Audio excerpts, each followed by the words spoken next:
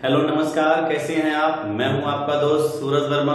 स्वागत करता हूं आप सभी का अपने YouTube चैनल जिसका नाम है इंग्लिश यूनिवर्स। दोस्तों और साथियों, आज एक बहुत ही इंपॉर्टेंट टॉपिक लेकर के आपके बीच आया हूं। इसके पहले की मेरी 2 वीडियोस ऑलरेडी मेरी हैं जो मैंने टेंस पे बनाया है, जिसमें मैंने प्रेजेंट टेंस और पास्ट टेंस के बारे में बताया। कोई कंफ्यूजन हो तो आप मेरी वीडियोस को देख सकते हैं। आज मैं आपको बताऊंगा फ्यूचर टेंस के बारे में।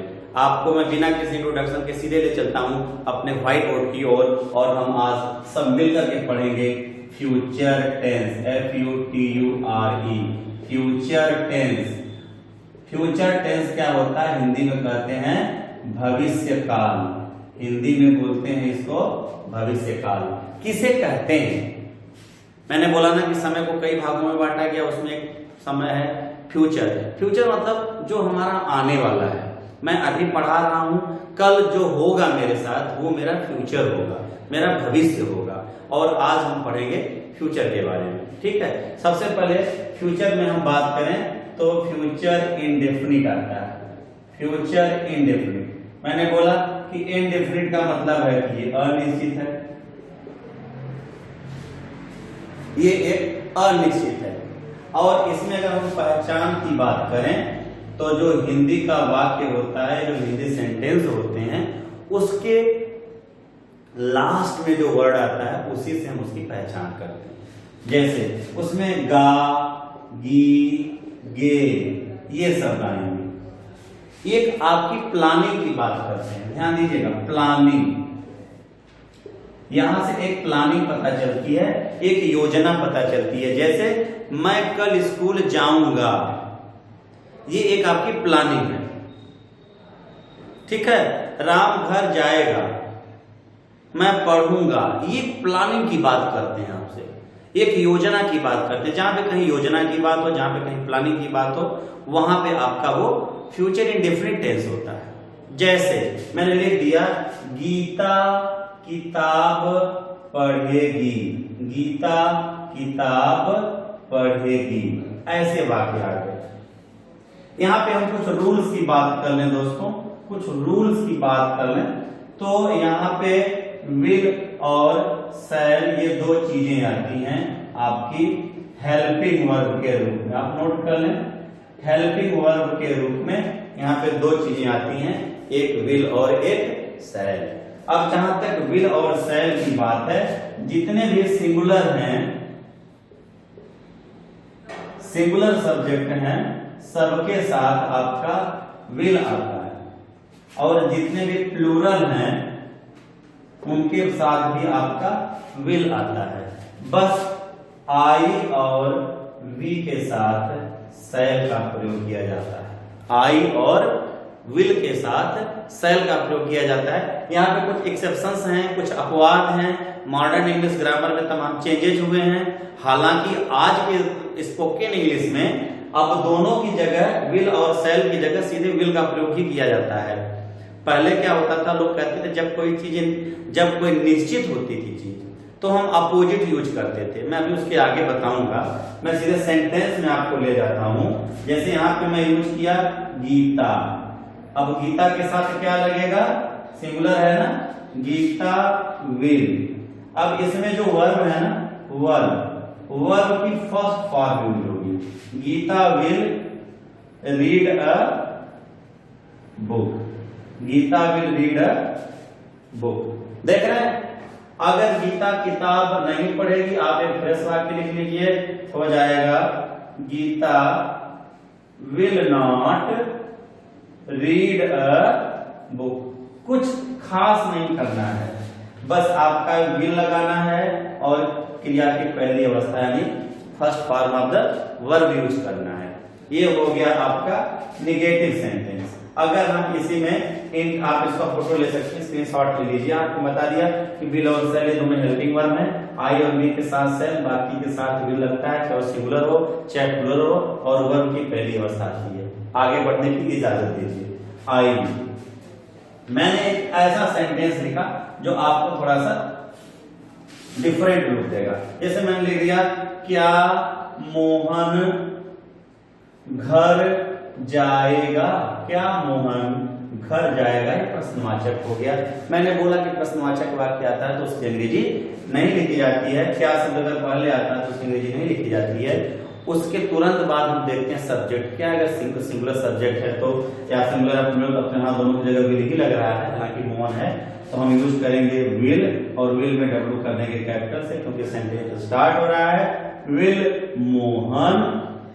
ठीक है, इसके तुरंत बाद वर्ब की पहली अवस्था गो होम, और लास्ट में प्रश्नवाचक चिन्ह, will Mohan go home. Any doubt? अच्छा, दूसरा है मैं अपनी किताब कब पढ़ूंगा। मैं अपनी किताब कब पढ़ूंगा। मैंने बोला ना किसी वाक्य के बीच में अगर कब, कहां, क्यों और कैसे आता है तो उसकी अंग्रेजी सबसे पहले लिखते हैं। कब की अंग्रेजी होगी व्हेन। ठीक, और चूंकि आई है, आई के साथ यूज होता है शैल, व्हेन शैल, और मैं भी आई, पेन शैल आई रीड। अब मेरी की क्या होगी, आई के साथ हम यूज करते हैं my, when shall I read my book. Normally दोस्तों आजकल अब तो कोई सेल नहीं यूज करता, विल ही लोग यूज करके लगा देते हैं। होता क्या था, जब कोई चीजें कंफर्म होती थी, जैसे मैं अवश्य घर जाऊंगा, मैं थोड़ा सा आपको पुरानी चीजों में जाता हूं, मैं घर अवश्य जाऊंगा। जहां पे कोई दृढ़ निश्चय की बात की जाती थी वहां पे आई और विल का यूज जो है वो क्रॉस मल्टीप्लिकेशन माने अपोजिट होता था। यानी आई और वी के साथ जो हम सेल का प्रयोग करते थे वहां पे विल का प्रयोग कर देते थे, और बाकी जिसके साथ विल का प्रयोग करते थे उसके साथ सेल का प्रयोग हो जाता था, और ये हो जाता आई विल गो होम। आप इसको अंडरलाइन करके बॉक्स में कर लीजिए। अगर कहीं पे दृढ़ता का परिचय होता है, निश्चित का पता होता है, तो वहां पे जो आई और वी के साथ हम जो सेल लगाते थे वहां पे विल का प्रयोग होता है। कोई भी कंफ्यूज न रहे, मॉडर्न इंग्लिश ग्रामर या आज की कम्युनिकेटिव इंग्लिश में आप दोनों की जगह विल का प्रयोग कर सकते हैं। आज उसको नोट कर लें। मैं अपनी किताब कब पढ़ूंगा, when shall I read my book. ये हुआ आपका फ्यूचर इंडेफिनिट टेंस, और ये खत्म हुआ, स्क्रीनशॉट ले लें आप। आइए, फ्यूचर इंडेफिनिट के बाद मैं आपको एक दूसरा टेंस इसी का पढ़ाने जा रहा हूं, फ्यूचर परफेक्ट। फ्यूचर परफेक्ट हम पढ़ाना जा रहे हैं, परफेक्ट। मैंने बोला परफेक्ट कोई भी आएगा वर्ब की थर्ड फॉर्म लगेगी। ध्यान दीजिएगा, इस वीडियो के बाद मेरा एक वीडियो बनेगा कंपैरेटिव स्टडी ऑफ टेंस, जिसमें तीनों टेंस का कंपैरेटिव स्टडी होगा। उससे आप जरूर कंफर्म कर लेंगे, उस वीडियो को देखेंगे तो पूरा ट्रांसलेशन क्लियर हो जाएगा। पहचान है, इसमें चुका होगा, चुकी होगी, चुके होंगे। चुका होगा, चुकी होंगी, चुके होंगे। समझ रहे हैं? इसमें क्या है, अगर हम नियम की बात करें तो क्योंकि परफेक्ट है तो वर्ब की तीसरी अवस्था यानी क्रिया की तीसरी अवस्था यानी कि थर्ड फॉर्म ऑफ वर्ब तो लगेगा ही। ठीक है, और हेल्पिंग वर्ब के रूप में नोट कर लीजिए, हेल्पिंग वर्ब आपका होगा विल हैव और शैल हैव। विल हैव और शैल हैव। मैंने बताया कि सिंगुलर हो या प्लूरल हो, सबके साथ विल हैव, आई और वी के साथ शैल हैव पुराना नियम है। ध्यान दे रहे हैं, हेल्पिंग वर्ब विल हैव और शैल हैव। और अगर निगेटिव, ये आपका आ जाएगा जब हमारा सेंटेंस पॉजिटिव या अफर्मेटिव होगा, और अगर जब निगेटिव होगा तो क्या होगा, तो होगा helping verb will have not, और उसके साथ दूसरा क्या है, शैल have not. Will have not और शैल हैव नॉट। आप इसका स्क्रीनशॉट ले सकते हैं। यह है आपका परफेक्ट फ्यूचर परफेक्ट टेंस। मैंने लिख दिया कि सीखा, खाना, खा चुकी होगी।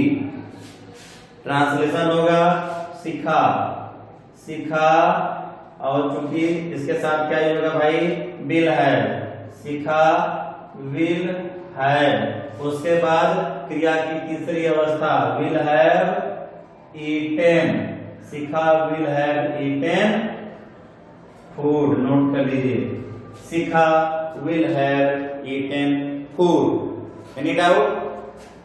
आगे बढ़ते हैं, आगे हम देखते हैं, इसको मैं मिटाता हूं, मैं आगे बढ़ता हूं आपको। सिखा खाना नहीं खा चुकी होगी, सिखा खाना नहीं खा चुकी होगी। इसको कैसे लिखेंगे?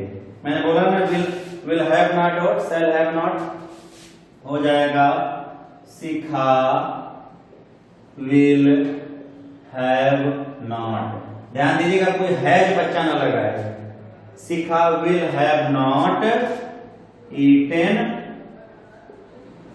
फूड। और इसी को हम बदल दें, क्या सिखा खाना खा चुकी होगी, प्रश्नवाचक वाक्य। अब इसमें कैसे करेंगे, यहां पे थोड़ा सा दिमाग लगाना है, समझ रहे हैं ना? इसमें क्या होगा, जो आपका विल हैव आता था इसके बीच में आपका सब्जेक्ट आएगा। ये कोई नई बात नहीं है, ये हर टेंस में होता है कि जो हेल्पिंग वर्ब होती है उसके बीच में हमारा सब्जेक्ट आता है, समझ रहे हैं ना? तो होगा विल सिखा है, एनी डाउट? विल हैव के बीच में सब्जेक्ट, विल सिखा हैव, और फिर हमने लिख दिया ईटेन फूड, और ये मार्क ऑफ इंट्रोगेशन। ठीक, दूसरा वाक्य बनाए, सिखा कब खाना खा चुकी होगी, सिखा कब खाना खा चुकी होगी। मैंने बोला कि किसी वाक्य में कब, कहां, क्यों और कैसे शब्द बीच में आए तो उसके अंग्रेजी सबसे पहले लिखते हैं व्हेन, इसके तुरंत बाद हमारा विल लगेगा, व्हेन विल, उसके तुरंत बाद सब्जेक्ट। जो यहां पे लगता था भाई विल सिखा हैव, जो है ना विल सिखा हैव, और अगर वाई आ गया है तो विल सिखा हैव के पहले यहाँ पे वाई, उसी चीज को मैं लिख रहा हूं, व्हेन विल सिखा have eaten food, when will सिखा हैव ईटेन फूड। थोड़ा सा कॉम्प्लिकेटेड लग रहा होगा आपको, आप यहां से इसको नोट कर लीजिए। सिखा कब खाना खा चुकी होगी, सिखा कब खाना खा चुकी होगी। मैंने ऊपर बताया क्या सिखा खाना खा चुकी होगी, तो आपने लिखा विल सिखा हैव ईटेन फूड, और अगर कब कहां क्यों बीच में आया तो उसके अंग्रेजी इसके भी पहले यानी वाई को या व्हेन को आपने पहले लगा दिया, व्हेन विल सिखा have eaten food. Any doubt? आप इसका स्क्रीनशॉट ले सकते हैं। आइए, ये हो गया आपका फ्यूचर का, फ्यूचर परफेक्ट हो गया। मैंने आपको फ्यूचर इंडेफिनिट बताया, और मैं अब आपको बताता हूं फ्यूचर परफेक्ट। चलिए फ्यूचर कॉन्टिन्यूअस बता दूं आपको, कॉन्टिन्यूअस, कॉन्टिन्यूअस। अब भाई कॉन्टिन्यूअस क्या है? कॉन्टिन्यूअस है तो रहा रही रहे तो आएगा, है? रहा रही रहे ये तो आएगा। अब फ्यूचर है तो रहा होगा, रही होगी, रहे होंगे, यही आएगा, यही आएगा। अब इसमें रूल क्या है भाई? जो हमारी हेल्पिंग वर्ब है, हेल्पिंग वर्ब, इसमें क्या है?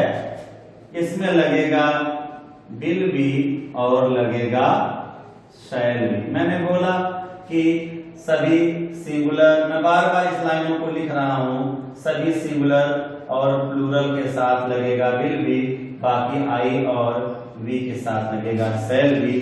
साथ साथ जो वर्ब है उसमें आईएनजी लग जाएगा। हेलो, इधर देख रहे हैं? कॉन्टिन्यूअस है ना, तो वर्ब में आईएनजी लगेगा।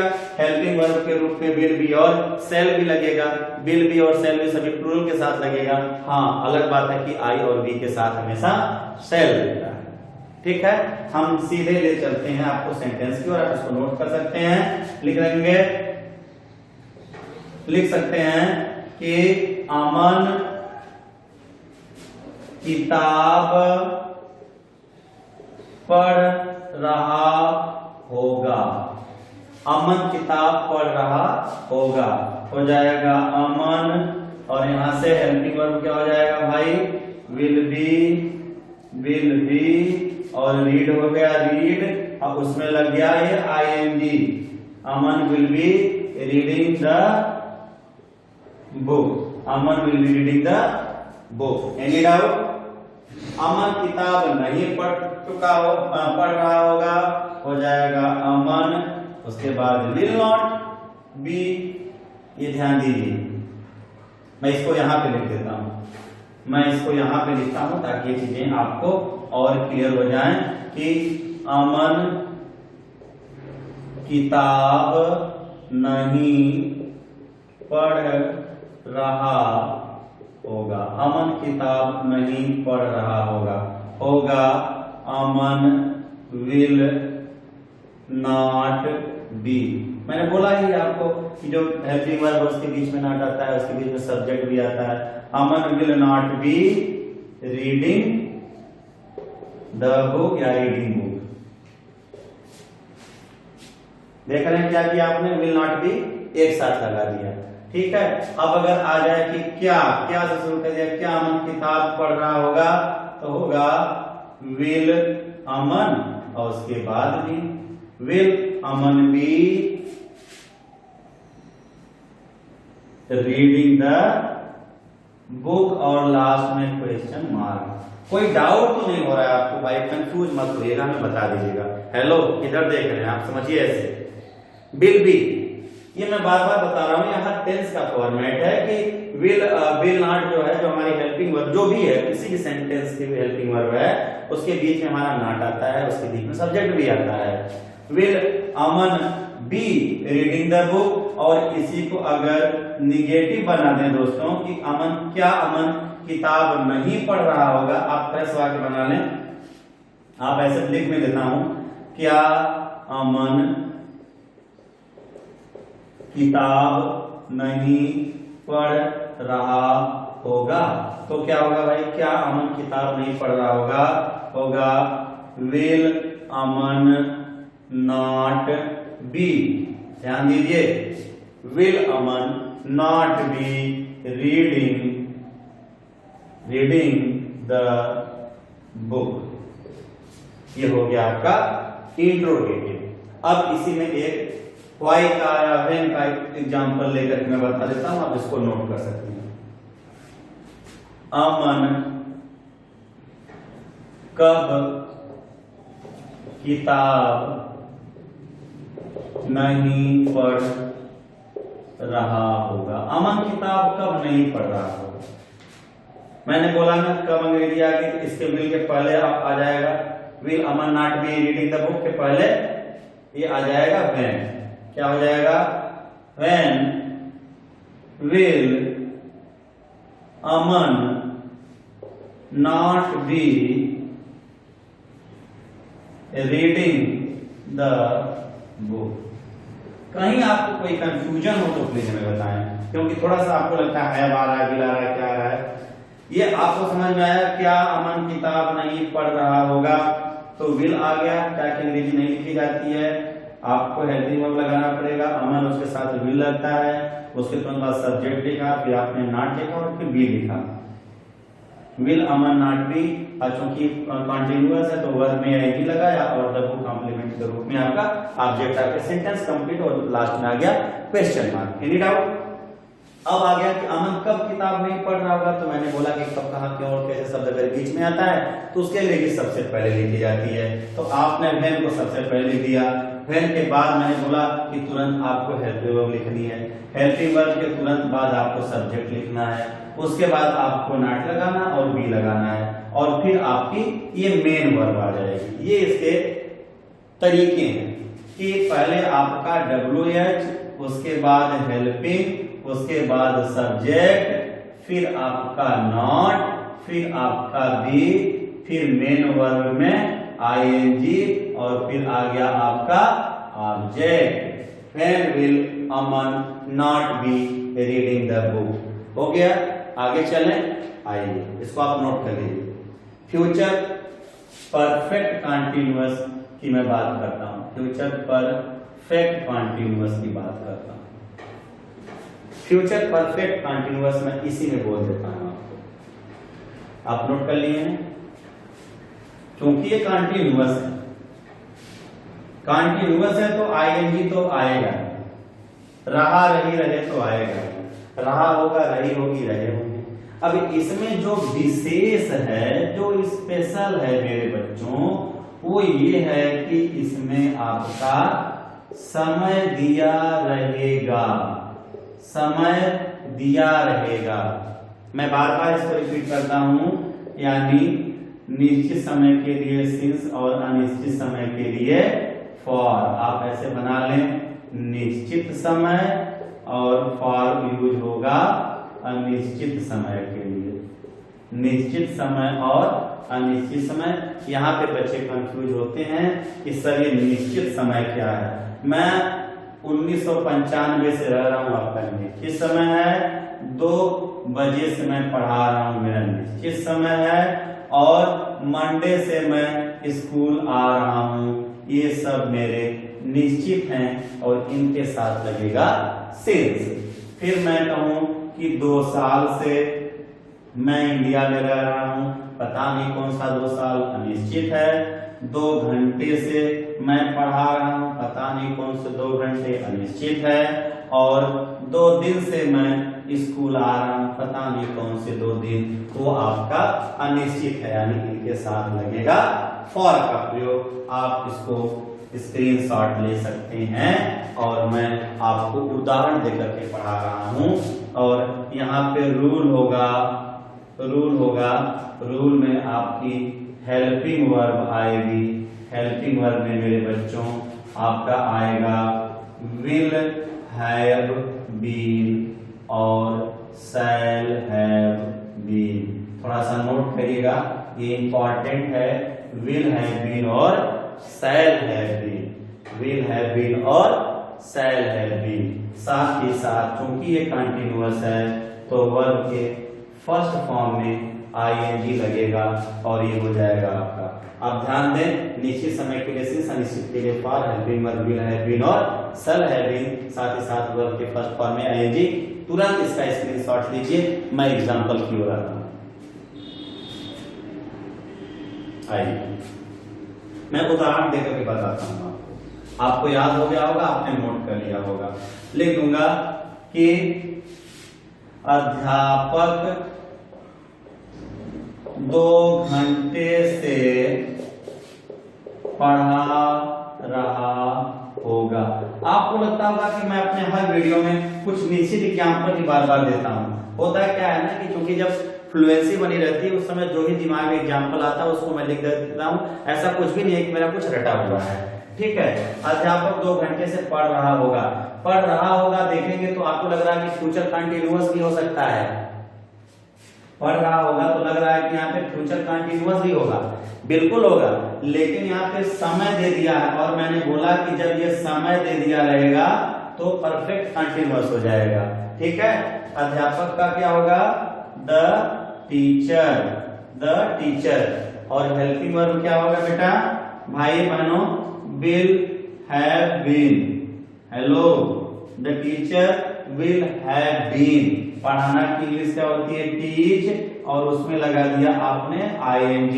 टीचिंग 2 घंटा अनिश्चित है, लिख दिया आपने फॉर और उसके बाद आपने लिख दिया 2 hours, for 2 hours.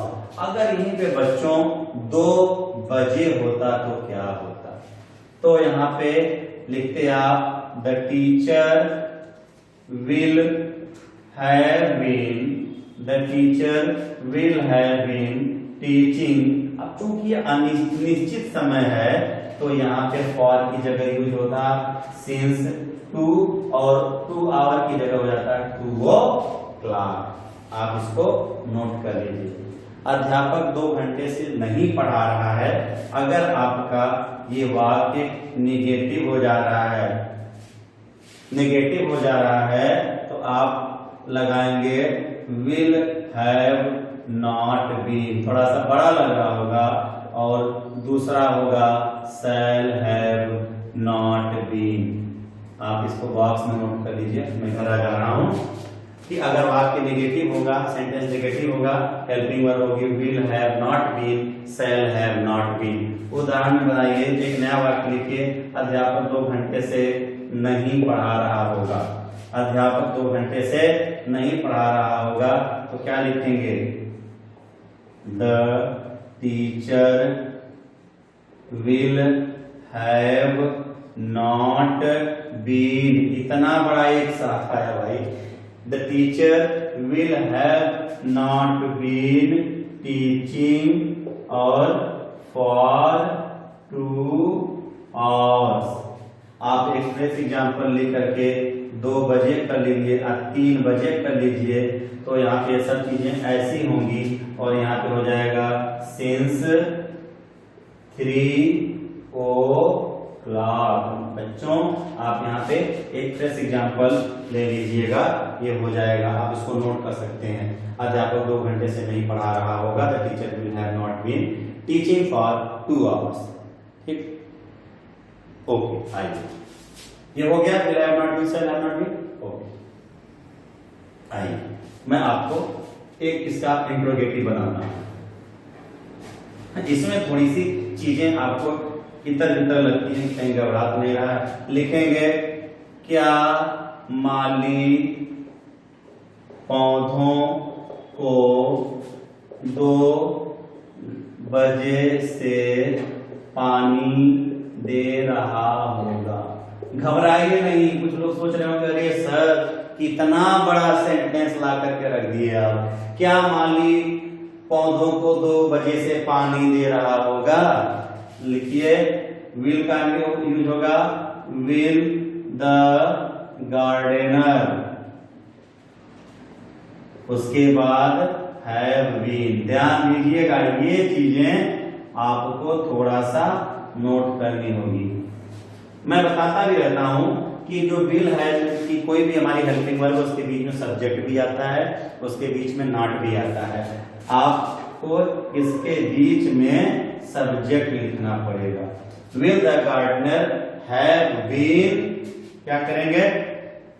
Giving water, है ना, giving water to the plants, giving water to the plants 2 बजे से सिंस 2 o'clock। देखो बच्चों, गिविंग वाटर की जगह जो है आप इसको डायरेक्ट चाहो तो वर्ब बना सकते हो और वाटर को वाटरिंग भी कर सकते हो। आप यहाँ पे नोट कर लीजिए, गिविंग वाटर की जगह डायरेक्ट, हेलो, गिविंग वाटर की जगह आप डायरेक्ट वाटरिंग भी कर सकते हैं। Will the gardener have been, यानी विल हैव बीन के बीच में आपने ये लगा दिया सब्जेक्ट और वर्ब की फर्स्ट फॉर्म। गिविंग वाटर की जगह आपने सीधे वाटरिंग भी कर दिया।